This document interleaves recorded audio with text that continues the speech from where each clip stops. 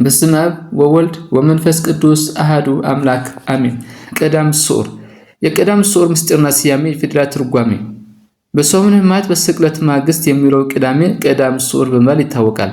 ይህ ዕለት በቤተ ክርስቲያን ታሪክና ስርዓት ውስጥ እጅግ የጎላ ቦታ ያለው ሲሆን በምስጢርና በትርጓሜ የበለጸጉ ሶስት ታላላቅ ስያሜዎች አሉት። አንደኛ ቀዳም ስዑር ወይም የተሻረች ቅዳሜ።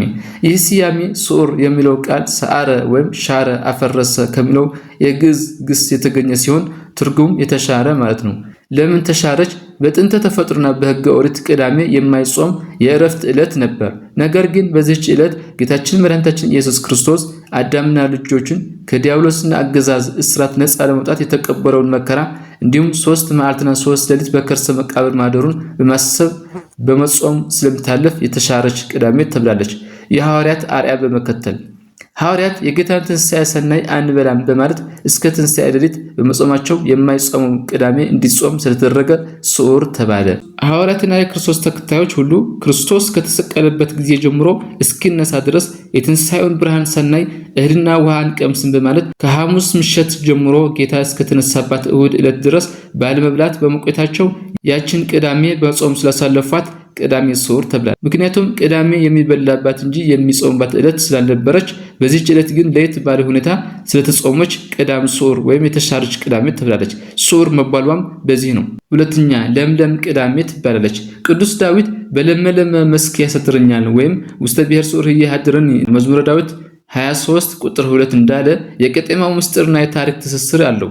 የኖህ ታሪክ በጥፋት ውሃ ወቅት የኖህ ታማኝ መልእክተኛ ርግብ የውሃውን መጉደል ያበሰረችው ለምለም ቄጤማ ይዛ በመግባት ነበር። ዛሬም ለሐዲስ ኪዳን ክርስቲያኖች የኃጢአት ውሃ ጎደለ፣ በክርስቶስ ሞትና ትንሣኤ ነጻነት ታወጀ በማለት ካህናት ቄጤማ ይዘው ምዕመናን ያበስሩታል። ሁለተኛ የእሾህ አክሊል መታሰቢያ ነው። ምዕመናን ቄጤማውን በራሳቸው ላይ ያስራሉ። ይህም አይሁድ ጌታችን ሲሰቅሉት ሲሉ የእሾህ አክሊል ጭንቅላቱ ላይ ያሰሩበትን ድርጊት በማሰብ መከራውን የመካፈል ምልክት ነው።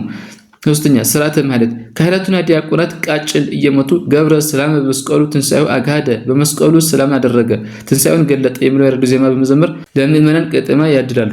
ሶስተኛ ቅዱስ ቅዳሜ ትባላለች። ይህች ዕለት ቅዱስ የተባለበት ምክንያት እግዚአብሔር ፍጥረታት ፈጥሮ ካከናወነ በኋላ በዚህ ዕለት ከስራው ሁሉ ያረፈበት ዕለት በመሆኑ ነው። በዘመነ ሐዲስ ጌታችን የመዳን ስራውን ሁሉ ፈጽሞ በስጋው በመቃብር ሲያርፍ፣ በነፍሱ ግን ሲኦል በርብሮ ባዶውን አስቆርጧል። በዚህ ለነበሩ ነፍሳትም የዘላለም ዕረፍትን ያወረሰበት ዕለት ስለሆነ ከሌሎች ዕለታት በተለየ ቅዱስ ቅዳሜ ተባለ። ስለዚህ ቀዳም ስዑር ስንል በጾም የተሻረችና በምስራች የለመለመች ዕለት መሆኗን እናውቅ ይገባል። ወስብሐት ለእግዚአብሔር ወለወላዲቱ ድንግል ወለመስቀሉ ክቡር አሜን።